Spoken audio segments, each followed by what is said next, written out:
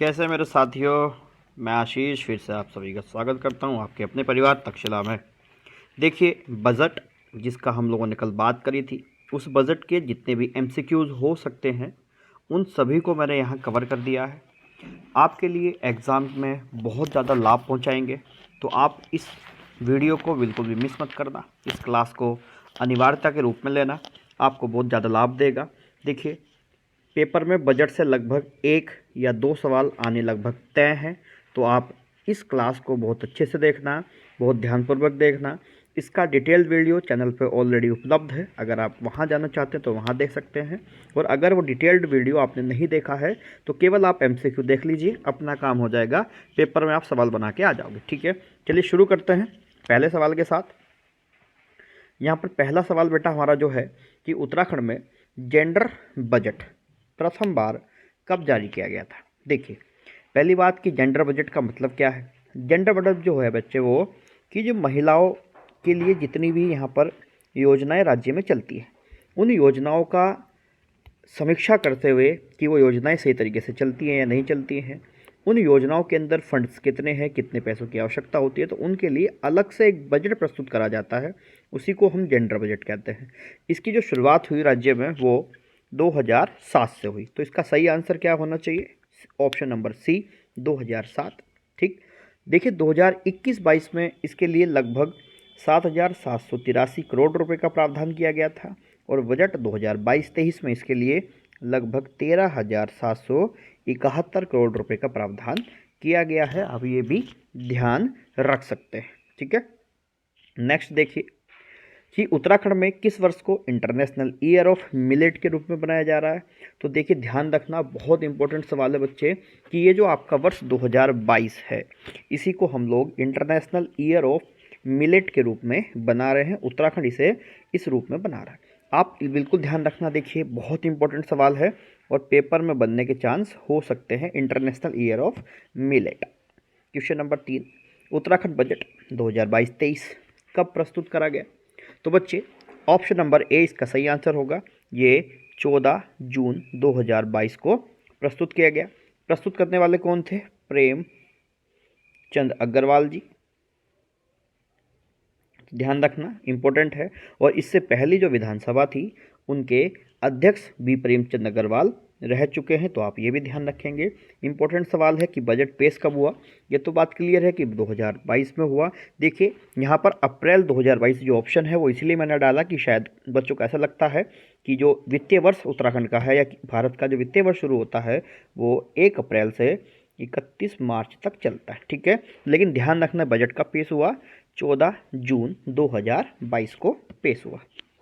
Next question number 4, Uttarakhand budget 2022-23 का आकार कितना है, मतलब बजट के अंदर कितनी राशि है, ये आपको बताना है। देखो, ये सही सवाल अच्छा हो सकता है, पेपर में पूछा जा सकता है। देखिए, अगर वर्तमान में 2022-23 के बजट की बात करें तो वो लगभग कितना है? 6,571 करोड़ रुपए। और अगर मैं बात करूं तो 0.49 भी आप जोड़ सकते हैं, लगभग 49 करोड़ इसके आसपास जुड़ा हुआ है। ठीक है, इसके अलावा देखिए 2021-22 का अगर बजट की बात करूं तो वो लगभग कितना था? वो 57,400 करोड़ के आसपास था। कितना था? 57,400 करोड़ के आसपास। आप देखो कि एक बढ़ करके कितना हो गया है? 57,400 से 65,571 करोड़ के आसपास हो गया है।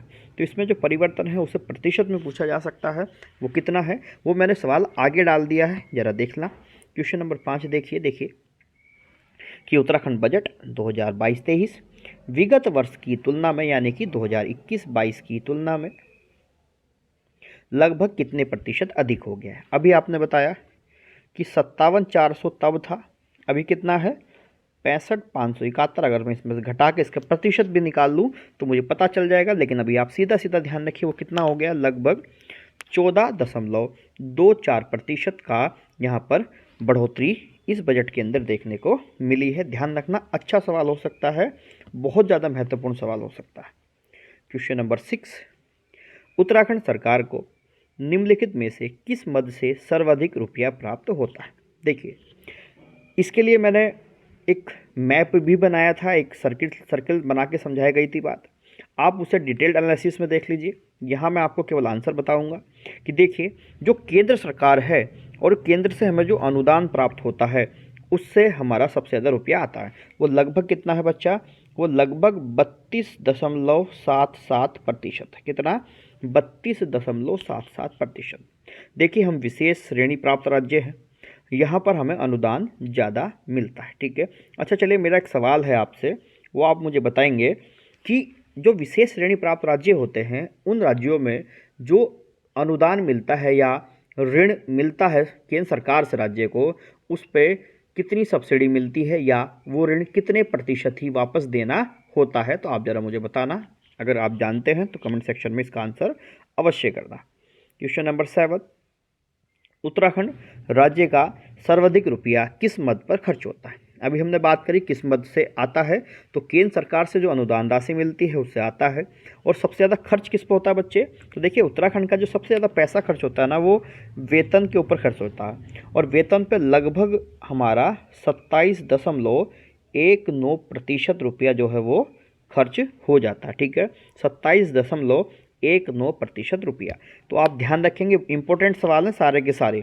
देखिए, और मैंने बजट को ना पूरा कवर कर दिया। ठीक है, देखिए, अभी ये सवाल हम लोग जेंडर बजट की बात कर रहे थे, उसी से ही है कि जेंडर बजट 2022-23 में कितने पैसे रुपए का प्रावधान किया गया है। देखो, जेंडर बजट कब से शुरुआत हुई उत्तराखंड में? 2007।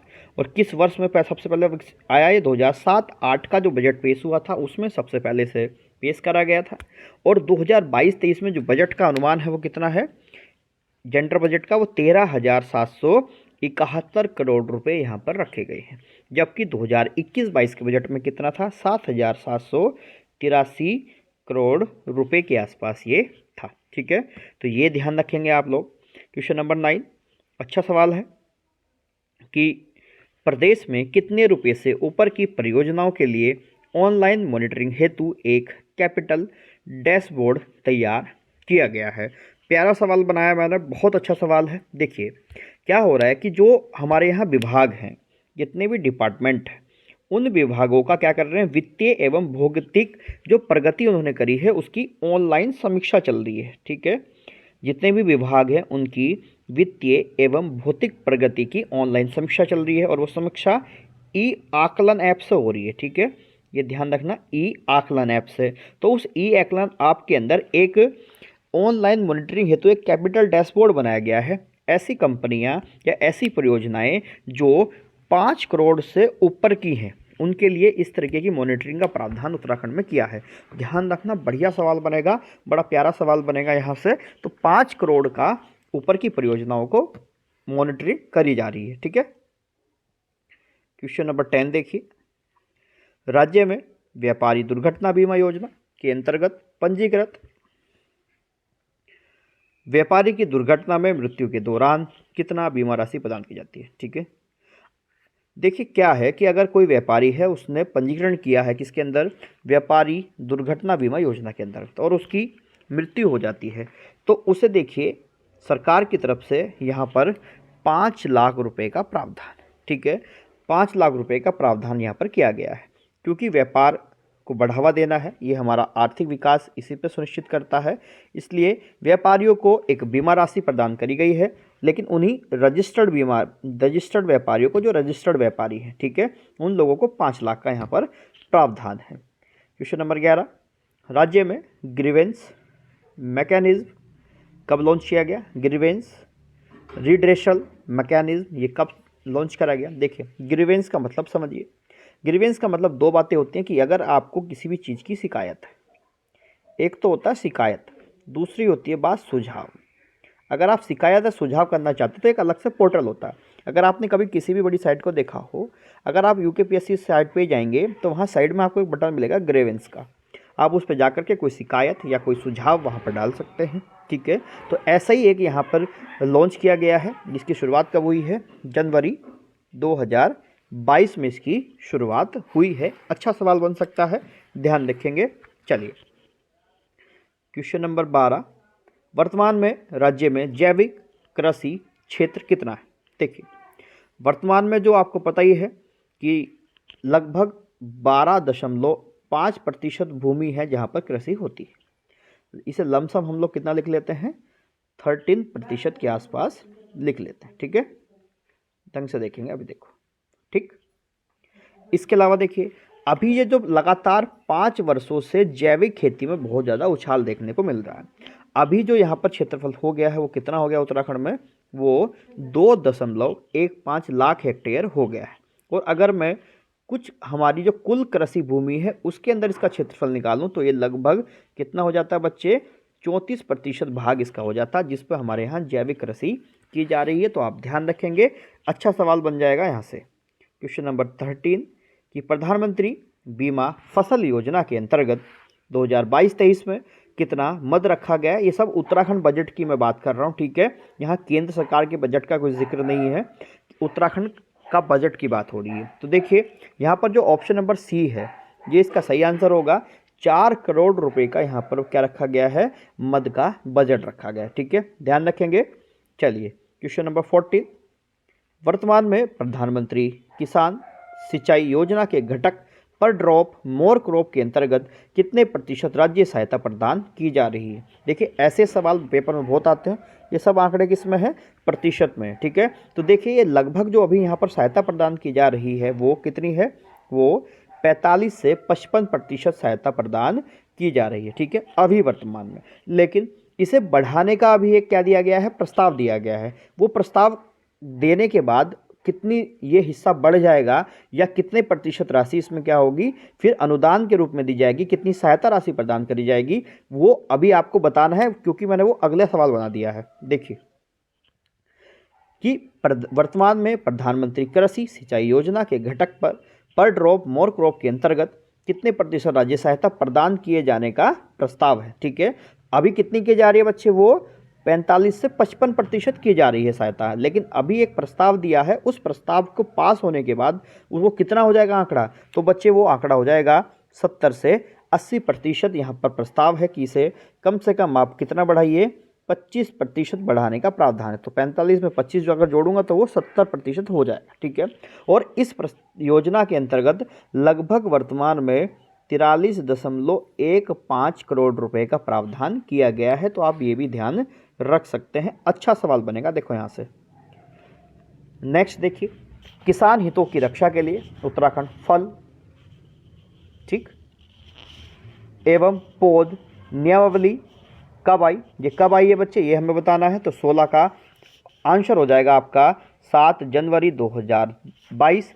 इसके अंदर ये नियमावली आई और इस नियमावली से लाभ क्या है कि इससे क्या होगा, किसानों को विश्वसनीय एवं गुणवत्ता युक्त रोपण सामग्री जो थी वो कृषकों को मिल पाएगी। ठीक है, कि जो गुणवत्ता और विश्वसनीय सामग्री होगी वो लोगों तक पहुंचेगी, किसानों को, और अपनी उन्नति का वो मार्ग क्या करेंगे, प्रशस्त करेंगे।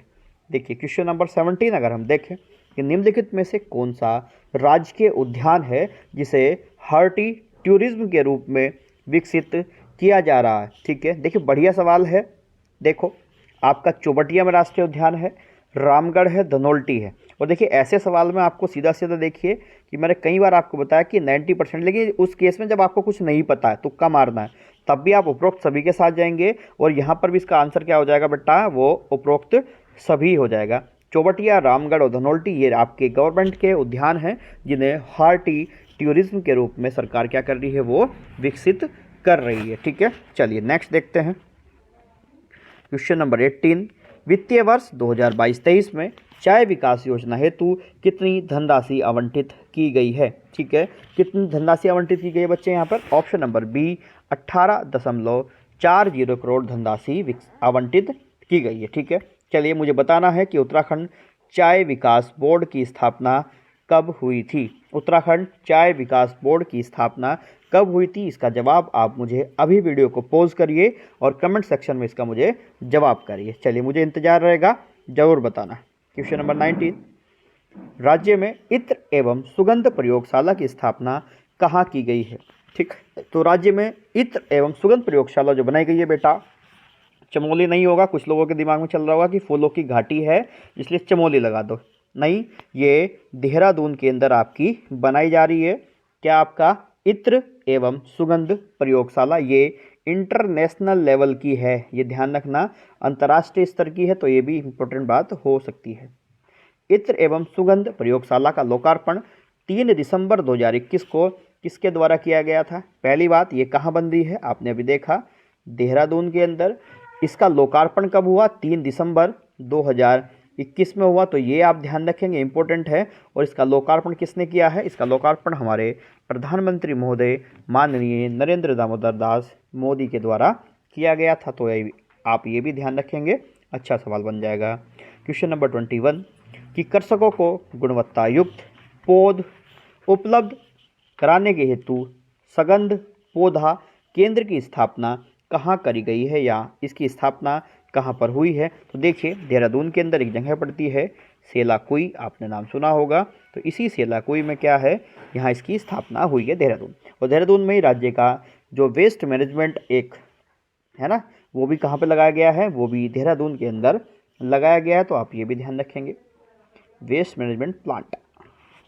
विदेश रोजगार प्रकोष्ठ में वित्तीय वर्ष 2022-23 में कितनी धनराशि का प्रावधान किया गया है? ठीक है, देखिए विदेश रोजगार प्रकोष्ठ मतलब कि जो राज्य के युवा हैं उन्हें विदेश में रोजगार उपलब्ध कराने के लिए इस विदेश रोजगार प्रकोष्ठ का निर्माण करा गया है। इसके अंदर देखिए बजट 2022-23 में हमने यहाँ पर 2 करोड़ रुपए का क्या रखा गया है? बजट का प्रावधान रखा है। तो आप ये ध्यान रखेंगे, अच्छा सवाल बन जाएगा। क्वेश्चन नंबर 23 उत्तराखंड भारत सरकार के नेशनल सिंगल विंडो सिस्टम के साथ इंटीग्रेशन करने वाला कौन सा राज्य बना है? बढ़िया सवाल है, ज़बरदस्त सवाल है।